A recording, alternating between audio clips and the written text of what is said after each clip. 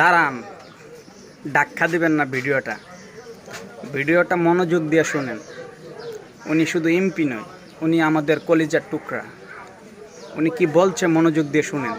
শুধু মুসলমানের করে তার কলিজা ছিঁড়ে যায়, সে রাজপথে নেমে যায়।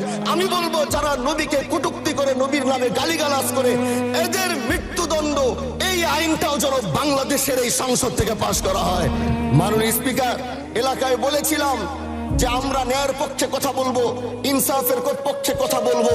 তখন অনেকে হাত ধরে বলেছিল, হামজালা ভাই জাতীয় সংসদে যখন যাবেন একটু বললেন হাতি হত্যার বিচারটা যেন হয়।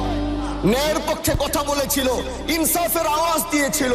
আমাদের মতোই যুবক মাননীয় স্পিকার, তিনি এই যে স্বপ্ন বলেছিল এক সুন্দর বাংলাদেশ করবার, রাস্তার ভিতরে সেই স্বপ্ন থামিয়ে দেওয়া হয়েছে। এই বিচার যদি না হয় তাহলে আমাদের মতো হামজালাদের নিরাপত্তাও রাস্তায় কেউ দিতে পারবে না মাননীয় স্পিকার। এজন্য আপনার মাধ্যমে আমি বলতে চাই, হাদি হত্যার বিচার যেন সুনিশ্চিত